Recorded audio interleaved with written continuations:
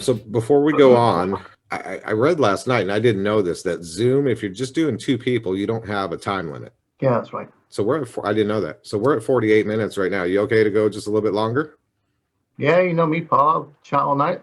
Well, you know, we might have to split this this one up into 2 episodes too, because my upload time, it'll be like 15 hours to upload this over here. Yeah. All right. So one of my favorite shots of yours is one that you took down at Crosby Beach, and I don't have that one to show you right now, but I don't think it was from that very first vlog. You've taken photos at Crosby Beach more than once? Yeah. It's not this guy here, is it? In fact, I think it is. Where it's all, it's hard for me to see here. It's just kind of all whited out, and you had the Iron Man, right? Yeah, that's the one. Extremely minimalist. Yeah, it's amazing, and that's not really even my favorite kind of photography, but I think that shot is absolutely amazing. But I asked you to go through 2 of your favorite photos. That one was not one you picked, but I'm going to try to share my screen, so hopefully this works. And I'd like you to discuss these 2 that you sent to me. There we go. I've got that. Yeah, I think I know what. I think this is something called Mary's Shell. Is that correct? Mary's Shell, yeah. So this is on the northwest Fylde coast. It's just north of Blackpool, Liverman Blackpool, in a place called Cleveley's, Thornton, I think it's called. And it's actually, the sculpture itself is part of an old folklore from the area, which basically, I can't remember the year. You know, I do know this, but I can't remember it off the top of my head. A few hundred years ago, a tsunami wiped out a town called Thorntons, and there was an old folklore that stemmed from that basically it was this magical sea creature, and this shell is about the hero of this folklore who used her magical shell to stop the tsunami, and that's kind of the background to it. But it was based on this actual tsunami that happened hundreds of years ago. And so this sits there, it's modern art sculpture, and gets swamped by the sea, you know, twice daily. And the reason why I've chose this picture, why I sent it over to you, and I think you'll know that, you know, it's when you say about favorites, it's a bit like, I've never really given that much thought, but the shots that I have up, and this is one of them, it's right there, are all things where I think that was a moment for me as a photographer in landscape, and this was one of those. So this actually was probably the first time that I had gone back to a location in an effort to get the shot that was always in my head that I knew I wanted. And this was months of planning. And it's not, you know, it's not the greatest composition in the world. It's not the greatest photo in the world. It's not going to win any awards. It's a fairly obvious composition. But for me back then, it was, can I get this exactly how I want it? Can I get the colors exactly how I want it? Can I get, you know, use bracketing to make sure that the sun's on the far side, you know, actually the shell's in shadow. So, you know, it was bracketing, it was long exposure, it was, you know, all of those kind of technical bits to try and pull this shot that I had my mind set on to get. And so that's why I chose this one. Was anybody who's watched my channel will have heard me say on more than one occasion, go back and see your locations, revisit your locations. Yeah, absolutely. And this was the first time that paid off for me. And I've got quite a few shots of Mary's Shell from prior to this, and I was always disappointed. It never made me think, yes, I've got the shot that I wanted. And so each time I would go, why wasn't it? What was wrong with it? Why didn't I do this right? What didn't I get right about it? And then driving up, you know, things like have a check the weather, do I know the location well enough to know, have a check the tides, all of that kind of stuff. And yeah, going up for this one, that was the first time that paid off for me, where I thought, right, I'm never going to rest on my laurels of going to a location once that I really want a banger from. I'm going to go and go and go until I get it. So this photo started that kind of mindset in me. I think you got it. You know, when you sent this to me, I kind of just sat here and studied it for a little while so I could least talk about it, and the composition looks great on it. I love the texture of the rocks in the foreground on the shore. Obviously the long exposure.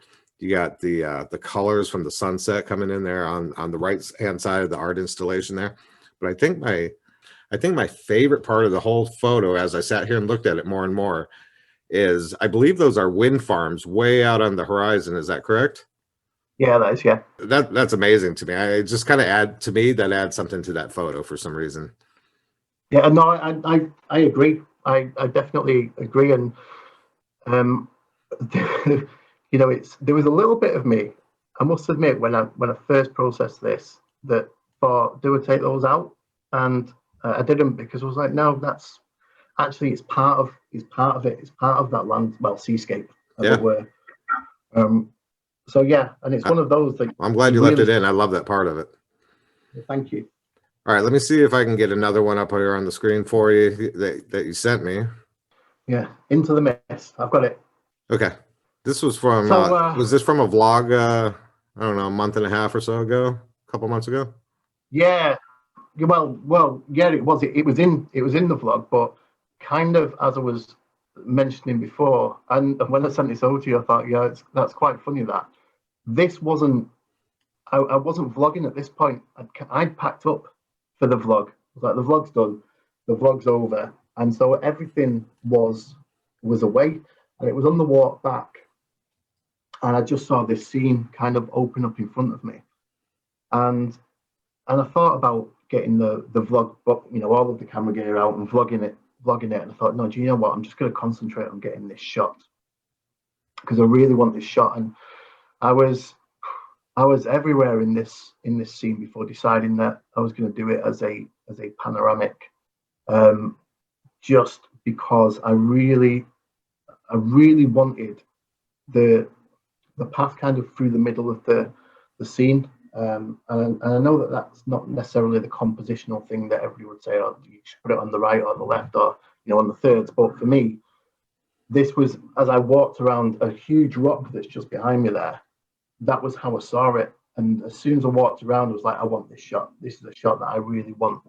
And there's some dead, the story of it for me was on the left-hand side, there is the heather, which is in bloom just in front of that rock towards the front there. Which you can see purpling heather, you've got all the mist at the back. And then you see the dead stuff on the right side. Now, there's actually been, when I was up there was, it smelled of burning wood, so it must have been fairly recent. There's been a big fire. And down that right-hand side there, and behind me to the right, it was all burnt. And so this over here on the far right is all burned? Just beyond that bit where I'm pointing it is, if you can see me. Yeah. Where the rock is on the right-hand side, just beyond that, and then a little further down on the right of the pathway. Huh. And it's just the heather growing on the left-hand side of the path, juxtaposition with the dead kind of trees, the branches on the right-hand side from this fire, just really caught my attention. So, and I remember I was there for a little while thinking about whether I should move those branches. And for me, I was like, no, because I want, that's the story of this scene. Was that. And this is where the title of that vlog that you talked about came from, Into the Mist, because that's where, as I was taking it, I was like, it's leading into the mist. And the reason why I sent this to you was, it's got a little story behind it, was because I didn't know I was going to get this. I had no expectation of taking this shot. This wasn't something that I'd planned on going up there to do. I had my location in my mind where I was going to, I was going to vlog up there, I was going to get a shot. I knew exactly where I was going to go. And that vlog itself was about, taking the conditions that you get given and trying to make the best of them. I'd gone up there for a sunrise, and it had fogged over at the last minute, completely scuppered the sunrise. So it was about, what do I do now? Well, I'm going to shoot into the mist. And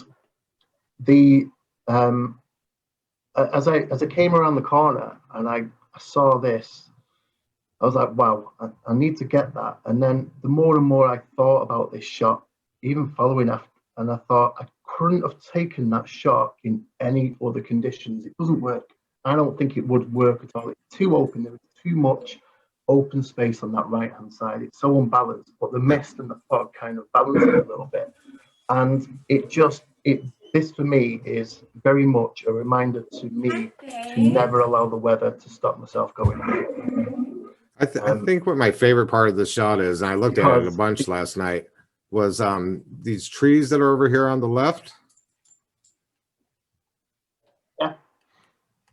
The softness of them, not from your photography, but I'm just talking about the texture of them. Almost like just like a natural Orton effect, really. Yeah, I mean, that was another thing, and I must admit of it, I have enhanced that a little bit in terms of, but because they were quite soft anyway, because it was drizzly, and you can't really see it because of the whiteness of the sky, but it was really drizzly day.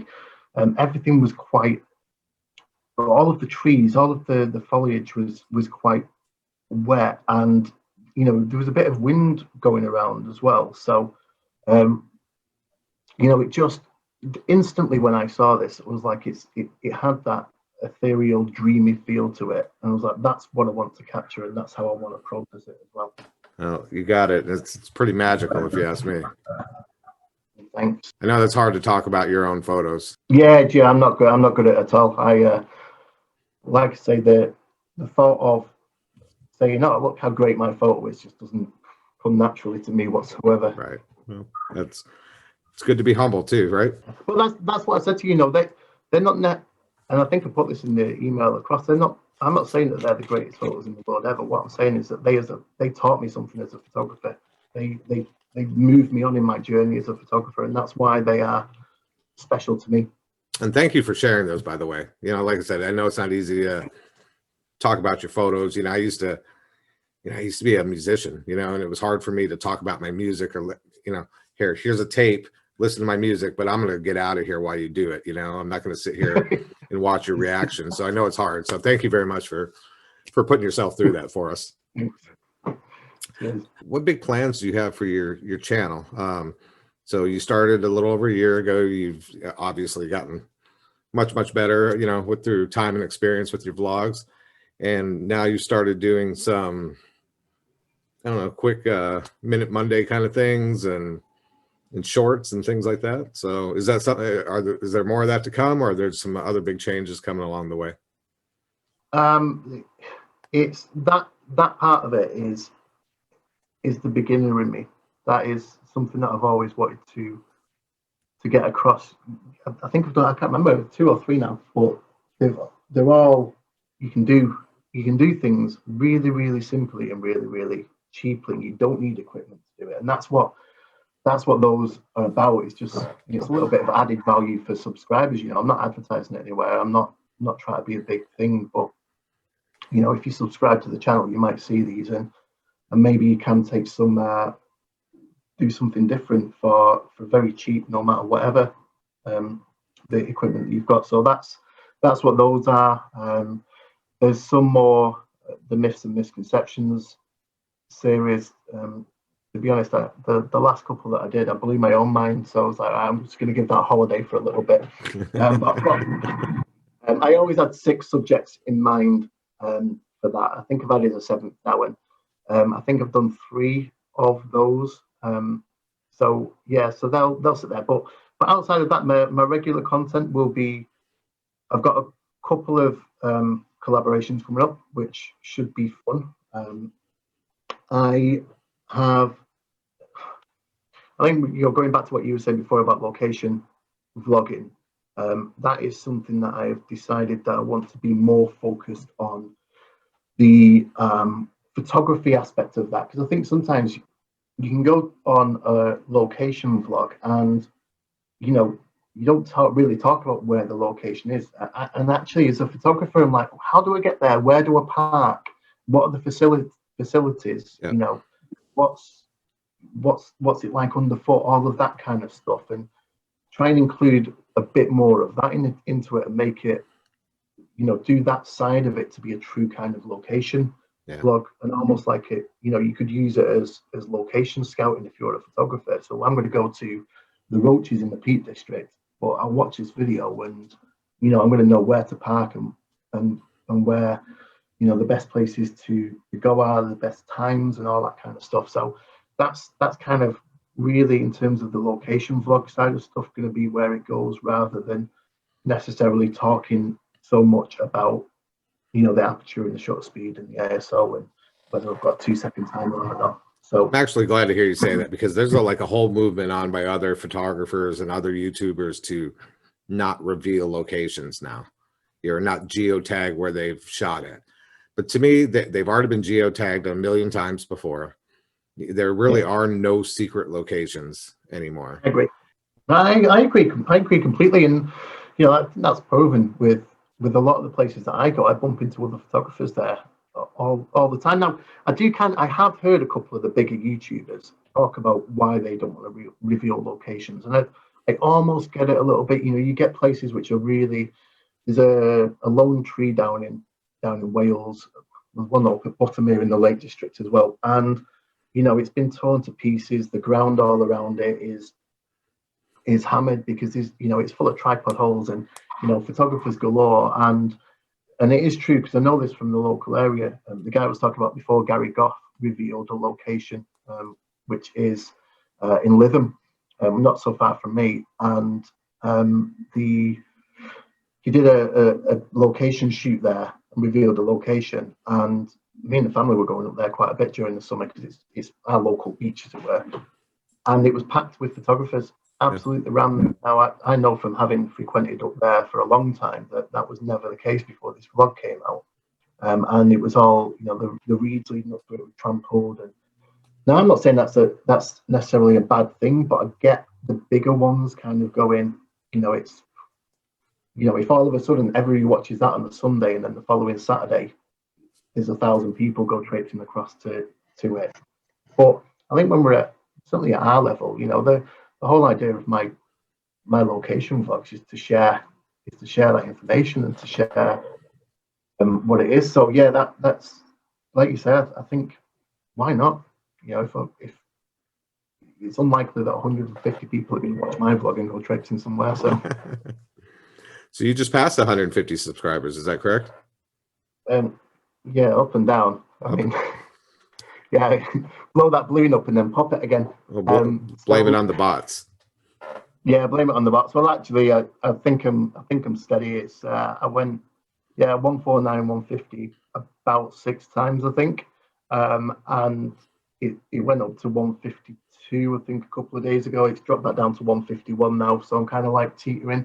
You just have to think about it like our football, right? American football. When you got the ball in your hand and you reach that ball, it just has to break the plane of the goal line. If you fall backwards, you know, beyond, you know, behind the goal line, it's still a touchdown as long as that ball broke the plane at the goal line. So you broke 150. It doesn't matter if you drop back down. No, exactly. And, you know, that was it. It was a huge target. It was a huge target for me. 100 was a huge target, and I sat below 100 for ages, and it was fine. But I was like, I want to get to 100. That's something that I wanted to achieve. And to be quite frank, you know, I think it took me the best part of a year to get to 100, and you know, it took 6 or 7 weeks to then move that up to 150. I'm like, actually, you know, wow. Somebody would have said to me 8 weeks ago, where do you think you'll be by Christmas? I probably would have said 130. So, you know, I'm grateful for whatever comes through, I suppose. And you know, I see that you got to the 200 mark and you surpassed that quite a bit now, yeah? Yeah, I think I'm at about 210, 211 now, but I haven't moved at all this week. So I was making a video that's coming out this Monday, and I was kind of looking back and thinking about, I had like 8 subscribers after my first couple of videos. So, you know, that was end of March, or end of February, early March, I think. So, you know, never expected to be at 100, let alone 200. So I can't get upset. I can't get upset, you know, when I don't move from 211 to 212. You know, it'll come eventually. And yeah, exactly. Yeah, I think your channel, what you've done with your channel is motivational, Paul. It's, you know, I think the fact that you are building, you know, doing shows like this, I think are brilliant. I'm not trying to blow smoke up your ass, but you know, I've said this to you from day one when you did this, is that what a great idea is you know, and it's great for everybody who comes on here. And it's just a fabulous thing. I think that everything about your channel that I've seen from afar, you know, was over the last 3 or 4 months have gone, wow, you know, that's somebody who's moving that, and you are, you know, shooting for the goal, and it's great. It's great to see, and you're getting the success now with the movement that you deserve. So well done. I really appreciate that. And, you know, I was talking to Joanne about this show, the Friday Night Behind the Lens. And I admit when I started this, it was born out of a selfish reason, right? To add more content to my channel without degrading like the quality of my weekly vlog, right? You know, I needed something to do that didn't take away from that. And but now, you know, we're about 9 or 10 episodes into this, and it's really become more just about talking to people in this, you know, the way we're doing it now in COVID, meeting new friends, which you know, someday we're going to meet up in person. You know, if I have to come find you out once I get over there. I've had Andrew Hamilton on a couple times now between the UK meetup and his one. So, you know, I think it's just become more about camaraderie and friendship, and if I can help get you another subscriber or 2, which adds to more views for you and more exposure for your photography, you know, that's really accomplished the goal that it's kind of turned into for me. Or just to get here, you know, just to sit here and chat for, I don't know, what are we at, 60, 70 minutes now? You know, it's fantastic. Yeah, it's fun.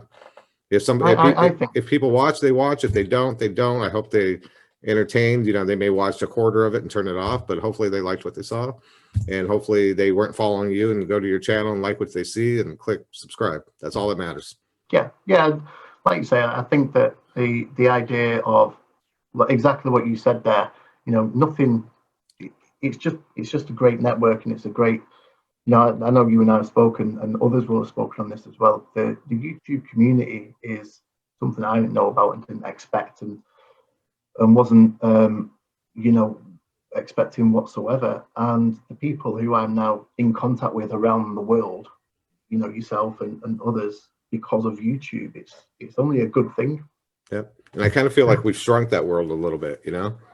Yeah, absolutely. With doing this, and you know, you and I, you know, message back and forth quite often, and you know, we just kind of play it by the time difference a little bit. You know, I'll message you before I go to bed. You get it when you wake up, and message me back, and I'm still awake. You know, but you know, usually it just feels like we've shrunk the world a little bit with this show and the vlogging, and then the commenting on each other's stuff every week. You know, you know, the camaraderie is great, the kinship is great, and you know, it just feels nice. You know, it's a nice community that we're involved here.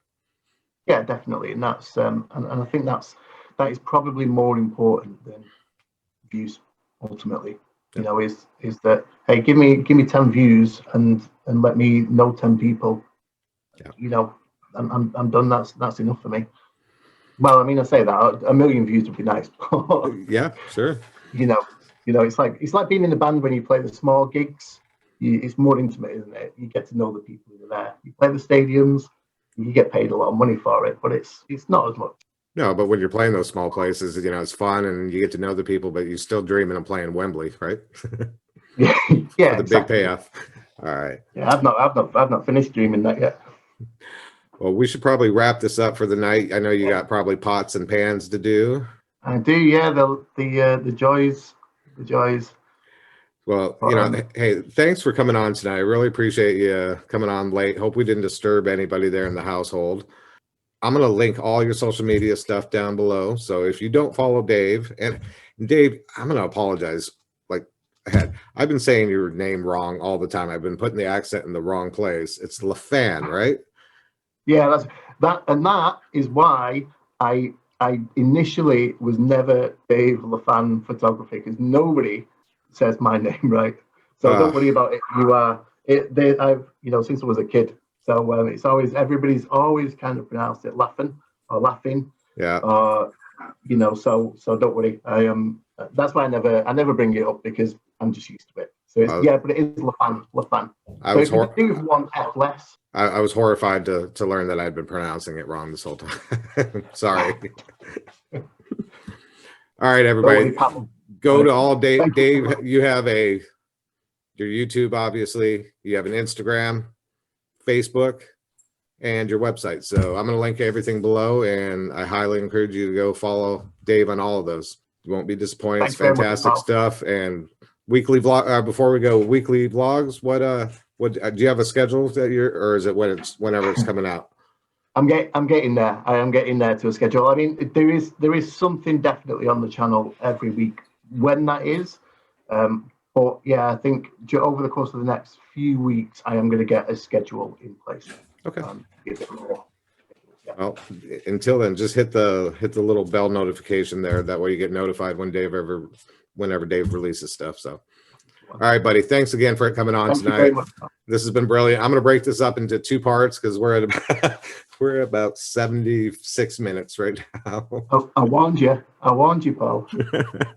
No, it's great. Thank you so much. I mean, I think it's been pretty action packed, and a lot of great information as far as people who are looking looking to start maybe even their own photography business. A lot of good insight onto what it's going to take for them to get there. Set by and if anybody wants to drop me a line and ask any questions, I'm happy with that. Help out the next guy. Definitely something I'm happy to do. All right, mate. Have a great night. Thank you again. Very much. Have a great day. Great evening. Later, buddy. Thank you. Bye.